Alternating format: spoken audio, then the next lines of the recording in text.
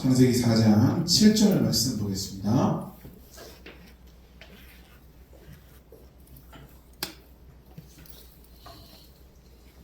자, 찾으셨죠? 네. 스크린에도 펼쳐져 있고요. 함께 한 목소리를 봉독하겠습니다. 내가 선을 행하면 어찌 낯을 들지 못하겠느냐? 선을 행하지 아니하면 죄가 문에 엎드려 있느니라. 죄가 너를 원하나 너는 죄를 다스릴지니라. 아멘. 할렐루야. 아멘. 오늘 본문에 있는 이 말씀은요, 사실 이 구절만 놓고 보면 안 되고요. 그 앞에 있는 내용들을 좀 봐야 되는데, 인류 최초의 살인 사건이에요. 더 안타까운 건 그 인류 최초의 살인 사건이 형제지간에 일어났다라고 하는 거죠. 태초의 인간인 아담과 하와가 에덴 동산에서 선악과 땅 얻고 쫓겨납니다. 쫓겨난 이후에 아담과 하와가 두 아들을 낳게 되는데 그 두 아들의 이름이 형은 가인이고 아우는 아벨이에요. 자, 이 두 아들이 장성합니다. 장성해서 형인 가인은 농사를 짓는 사람이 됐고 아우인 아벨은 양을 치는 사람이 되었어요. 자, 그리고 때가 되어서 하나님 앞에 이들이 자신들이 가지고 있는 것을 가지고 제물 삼아 하나님께 제사를 드립니다. 가인은 자신이 그 열심히 농사지은 농산물, 그 소산물을 가지고 하나님께 제사를 드렸고, 아벨은 자기가 키우는 양 중에 첫 새끼, 그 숨겨놓은 첫 새끼를 잡아서 그 피와 기름을 가지고 하나님 앞에 제사를 드리죠. 자, 근데 이 두 제사를 하나님께서 공정하게 분명하게 여기셨지만 하나는 받으시고 하나는 받지 않으셨어요. 어떤 걸 받으셨을까요? 아벨의 예배, 아벨의 제물, 동생의 것을 받으신 거예요. 그럼 형의 것, 그 가인의 것도 받으셔야 되는데 가인의 것은 받지를 않으셨습니다. 자, 이 상황이 어떤 일이 벌어지게 만들어지냐면 이 가인이 갑자기 하나님께 자신의 것을 받지 않으셨다는 것 때문에 화가 났고 그 화를 주체할 수 없어서 자기 동생 아벨을 광야로 불러내서 쳐서 죽입니다. 인류 최초의 살인이 벌어진 거예요. 근데 이게 죄질이 굉장히 나쁜 게 광야에서 어쩌다가 동생 아벨을 만난 거예요. 만나서 제사에 대한 이야기, 이런저런 이야기를 옥신각신하다가 갑자기 서로 투닥거리기 시작하고 서로 몸싸움이 벌어지고 그러다 어떻게 잘못 밀치거나 옆에 있는 걸 화가 나서 들어서 딱 쳤는데 죽었어요. 뭐 이런 상황이 아니라 이 가인은 아예 처음부터 이 아벨을 죽일 작정으로 불러낸 거예요. 왜냐하면 가인이 아벨을 광야에서 불러내고 가인이 이 아벨을 광야에서 만났을 때 그 어떠한 멘트도 없어요. 그냥 죽였어요. 아주 심각한 내용이죠. 자, 이때 많은 이들은요 이 사건을 보고 이거 어느 정도 하나님께도 이 책임 소지가 좀 있다, 책임이 있으시다 이렇게 얘기하기도 해요. 아니 그거 가인의 것도 좀 받아주시지. 그 가인 거 그 제물 안 받아주셔서 이런 사단을 내시느냐고. 자, 이런 얘기가 나오면서 이 가인이 왜 하나님께 온전히 드릴 수 없는 제물을 드렸느냐, 여기로부터 시작해서 가인이 제물을 혹은 가인이 제사의 그 형식을 잘못 선택해서 하나님께서 받지 않으셨다, 뭐 이렇게 이어지기도 합니다. 네, 여러분 이거 있어 보이는 가설이긴 한데 근데 이거 맞지 않아요. 그 대부분의 사람들이 지난 수요일에도 우리가 이 내용을 가지고 조금 함께 살펴봤는데 부연해서 말씀을 드리자면 분명히 대부분의 사람들이 이 당시에 하나님께서는 분명히 당신의 백성에게 피해 전제를 받기를 원하셨을 거다. 그래서 이스라엘 백성들에게도 하나님께서는 너희는 양을 잡고 소를 잡고 비둘기를 잡고 염소를 잡고 뭐 이렇게 해서 그 피해 전제로 그 기름으로 하나님께 예배를 드리는 것이 옳다, 뭐 이렇게 분명하게 규정 지어 주시긴 하죠. 근데 문제는 뭐냐면 이게 모세 시대부터 시작됐다는 거예요. 그래서 모세의 율법에 그 제사법이 들어가 있어요. 자, 그렇다는 건 뭐냐면 모세 시대 한참 이전인 이 가인과 아벨 시대까지 이걸 소급시켜서 이야기할 수는 없다는 거죠. 그러니까 쉽게 말씀드리자면 이 당시에는 이 가인과 아벨이 하나님 앞에 마음을 다하고 정성을 다해서 드릴 만한 것을 온전히 드렸다면 하나님께서는 이걸 받으실 수 있는 때였다는 거예요. 근데 가인 거를 안 받으셨어요. 왜 그랬을까? 여러분, 많은 이들이 그 제사의 제물과 제사의 형식에 대해서 문제를 삼기도 하지만 조금 더 핵심적으로 본질적으로 들어간 이들은요, 그게 아니라 바로 가인의 신앙, 가인의 믿음에 문제가 있었다라고 이야기를 해요. 가인은 하나님 앞에 불신앙을 가지고 있었어요. 자, 그 증거가 뭐냐면 만약에 하나님께서 가인의 것을 안 받아주셨어요. 그러면 하나님께서 정말 하나님을 신앙하고 가인이 정말 이 하나님을 신앙하고 있었다면 하나님께서 내 것을 받으시지 않은 데는 그만한 이유가 있을 것이다 라고 하는 걸 일단 인지하고 들어가는 거예요. 그럼 광야에서 자신의 그 동생 아벨을 만났을 때도 쳐서 죽이는 게 아니라 이 아벨과 다음 타이밍에 그 제사를 어떻게 하면 하나님께서 받으실 만한 것으로 드릴 수 있을까를 논의하고 의논했을 거라는 거죠. 근데 가인은 그러지 않았다는 거예요. 더더군다나 하나님께서 가인이 죽은 것을, 아벨이 죽은 것을 아시고 가인에게 물으시죠. 야, 네 아우가 어디 있느냐? 이때 이 가인의 대답이 뭐였어요? 내가 내 아우를 지키는 자입니까? 라고 대들어요. 여러분, 이거 철저한 하나님 앞에 불신앙의 모습이에요. 왜냐하면 하나님이 모르시겠어요? 가인이 무슨 짓을 했는지, 아벨이 어떻게 되는지 모르시겠어요? 하나님은 모르실래야 모르실 수가 없는 분이잖아요. 근데 마치 이 가인은 하나님이 모르시고 물어보시는 것처럼 여기고 그 대답을 했다는 거예요. 하나님이 어떤 분인지 본질적으로 하나님을 절대적으로 신앙하지 않는 이 가인의 모습이 여기서 드러나는 거예요. 내가 감추면 하나님 앞에서 얼마든지 감출 수 있다라고 하는 생각인 거죠. 여러분, 이 불신앙이 하나님으로부터 이 가인이 제대로 된 재물을 받지 못하도록 하는 요소가 된다는 것입니다.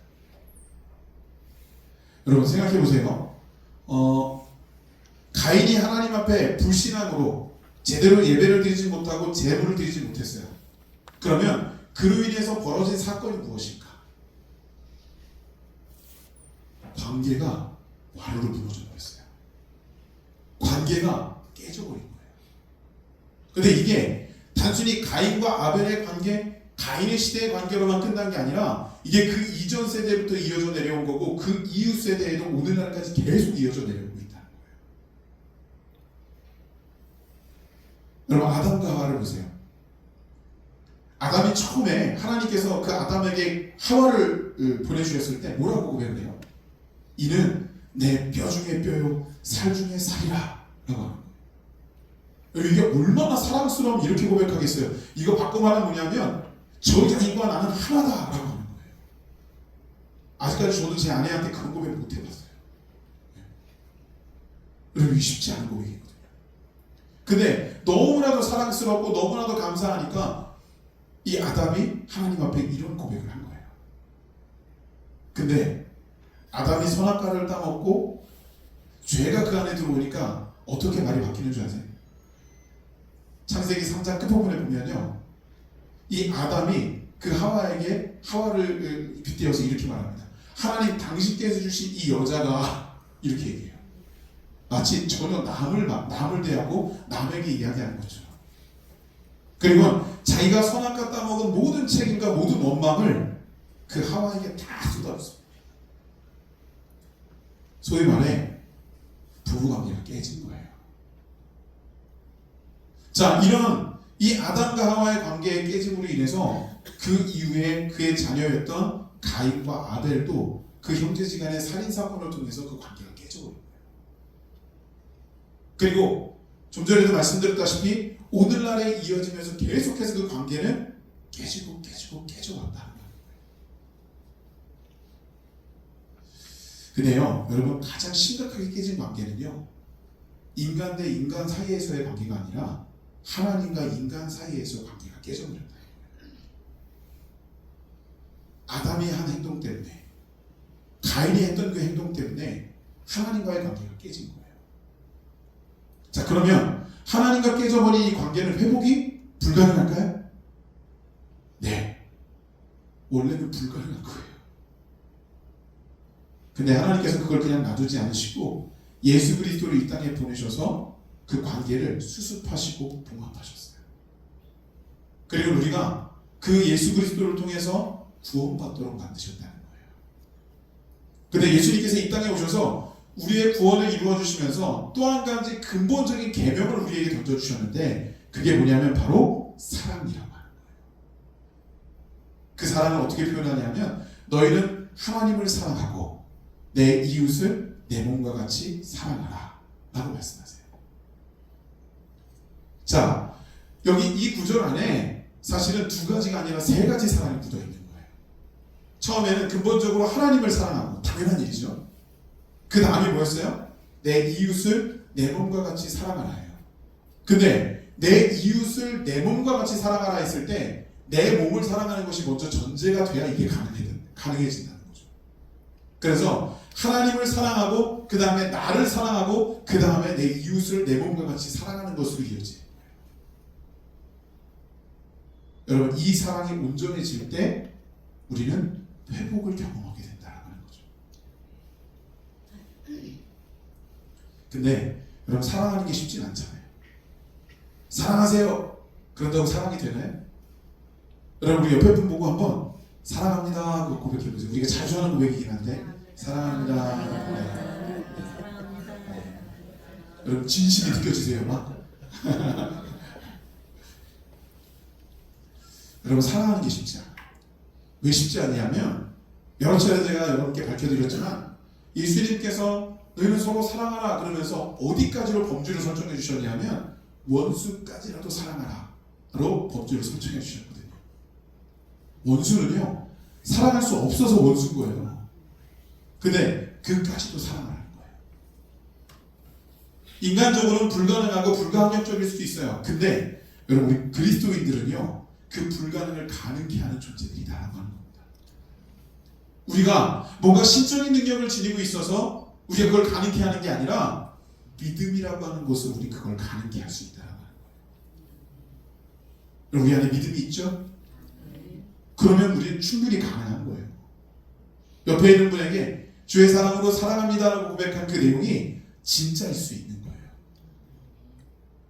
여러분, 우리는 믿음으로 사랑을 고백하고 예수 그리스도께서 우리에게 보여주신 그 새 계명을 명확하게 이루어낼 때 깨진 그 관계가 봉합되고 수습되고 회복되게 된다라고 하는 것입니다.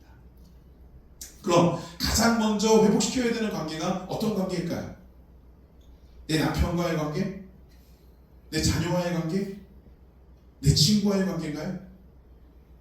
다 중요하지만 가장 먼저 회복돼야 되는 건 하나님과 우리와의 관계인 거예요. 그래서 여러분, 우리가 우선순위에 둬야 되는 건 뭘까? 라고 하는 것을 분명하게 인식하고 가야 된다는 거죠.